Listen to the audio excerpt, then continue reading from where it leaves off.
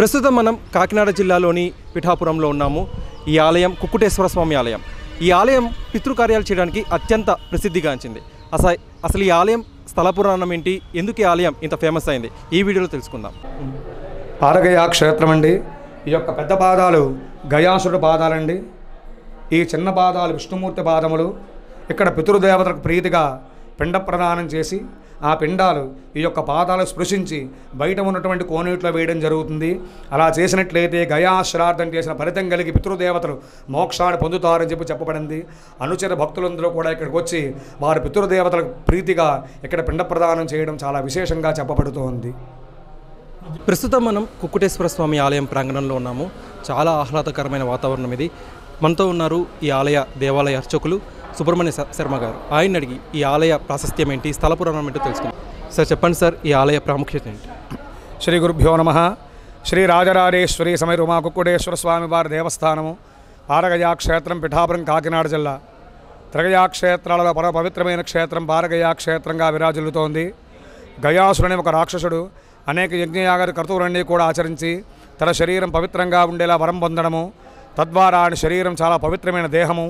అయితే ఆయనకు అనుచరుడు ఆయన కండ చూసుకుని ఎక్కడ యజ్ఞం చేస్తాడు ధ్వంసం చేస్తూ ఉంటారు. యజ్ఞం చేస్తే కనుక ఆవిర్భాగాలు దేవతలకు వెళితే వర్షాలు పడతాయి. ఎక్కడ కూడా యజ్ఞయాగాలు కర్తవులు లేకపోవడం చేత ప్రపంచమంతా కూడా కరువుతో నుండి ఉన్న సమయంలో దేవతల విష్ణుమూర్తిని ప్రార్థించి గయాసును సంహరించమని కోరితే బ్రహ్మ విష్ణు మహేశ్వరులు ముగ్గురు కూడా బ్రాహ్మణ వేషం ధరించి ఆయన దగ్గరికి వెళ్ళి లోక కళ్యాణార్థం యజ్ఞం చేయాలయ్యా, నీ శరీరం భూరేవ కంటే చాలా పవిత్రమైన దేహము, కాబట్టి నీ శరీరం యజ్ఞం చేస్తే మంచి ఫలితం కలుగుతుందని చెప్పి ఆయన అడగగానే దానికి ఆయన అంగీకరించి యజ్ఞం చేయడానికి వీలుగా ఉండే విధంగా తన శరీరాన్ని పెంచి వారికి ఇవ్వడం జరిగింది.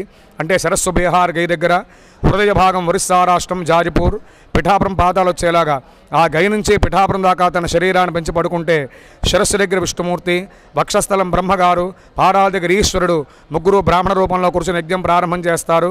7 రోజులు యజ్ఞం చేస్తామయ్యా, 7 రోజులు కూడా కదలకూడదు, కదిలితే యజ్ఞం ఆగిపోతుంది, అలా జరిగితే నేను సంహరిస్తాము, ప్రతిరోజు తెల్లవారుజామున కోడి కూస్తూ ఉంటుంది, అలాగ 7 రోజులు పూర్తయితే లేవాలి అని చెప్పి షరతు పెడతారు.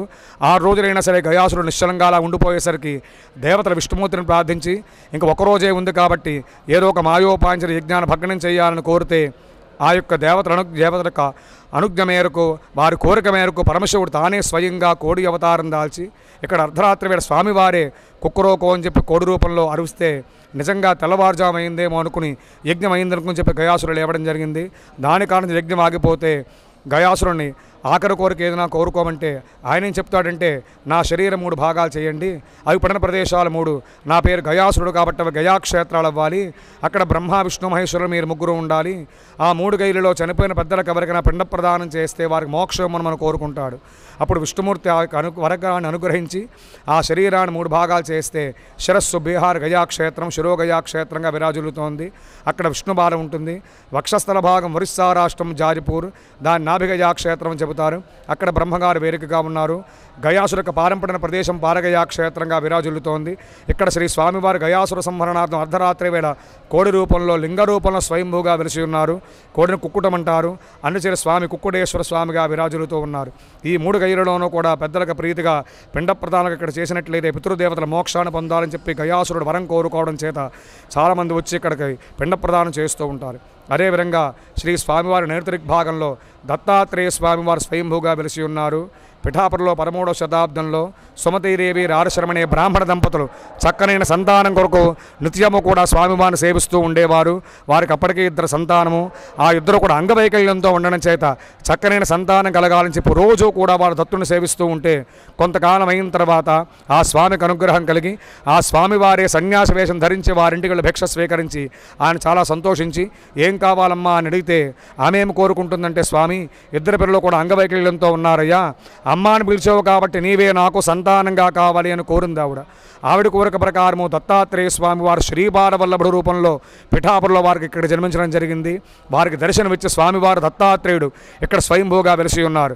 అన్ని చోట్ల కూడా దత్తాత్రేయ స్వామి ప్రతిష్టలే ఉన్నాయి తప్ప స్వయంభూ దత్తక్షేత్రం మూలస్థానం ఇక్కడ మాత్రమే ఉన్నట్లుగా అతి ప్రాచీన దత్తక్షేత్రంగా విరాజిల్లుతోంది. అదేవిధంగా శ్రీ స్వామివారి ఉత్తర దిగ్భాగంలో అష్టాదశ శక్తి పీఠాల్లో పరోశక్తి పీఠం అమ్మవారు పురోహూతి గారు అమ్మవారు విరాజులుతూ ఉన్నారు.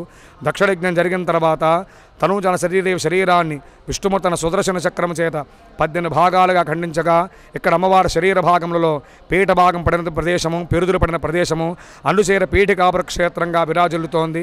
ఇక్కడ అమ్మవారిని మొదటిసారిగా ఇంద్రుడు పూరించడం జరిగింది. ఆయన పేరు పురోహూతుడు. అందుచేర ఇక్కడ అమ్మవారిని పురోహూతిగా దేవిగా కొలుస్తూ ఉంటారు. అయితే స్వామివారికి ప్రీతిగా నిత్యము కూడా అభిషేకాలు జరుగుతూ ఉంటాయి. అదేవిధంగా అమ్మవారికి ప్రీతిగా కుంకుమార్చలు కూడా జరుగుతూ ఉంటాయి. భక్తులు 50 మందికి కూడా దేవస్థానం నిత్యము కూడా అన్నదానం ఏర్పాటు చేయడం జరిగింది. అదేవిధంగా ప్రతి నెలా కూడా పౌర్ణమి రోజున అమ్మవారికి ప్రీతిగా చండీ హోమములు, సాయంత్రం కాలమందు స్వామివారి కళ్యాణ మహోత్సవాలు కూడా జరుగుతాయి.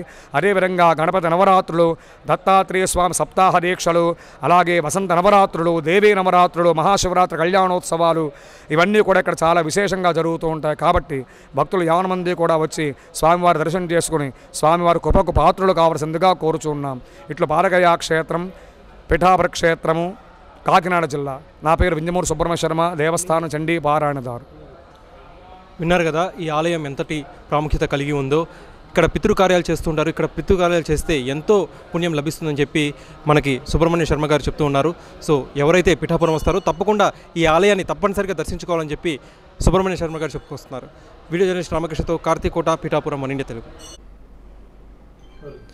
ప్రస్తుతం మనతో ఉన్నారు కుక్కుటేశ్వర స్వామి ఆలయ సహాయ కమిషనర్ పులి నారాయణమూర్తి గారు. ఆయన అడిగి పిఠాపురం కుక్కుటేశ్వర స్వామి ఆలయంలో ఎలాంటి కార్యక్రమాలు నిర్వహిస్తారు, కంప్లీట్ ఇన్ఫర్మేషన్ తెలుసుకుందాం. సార్ చెప్పండి సార్, ఈ గుళ్ళో ముఖ్యంగా ఎలాంటి కార్యక్రమాలు నిర్వహిస్తారు?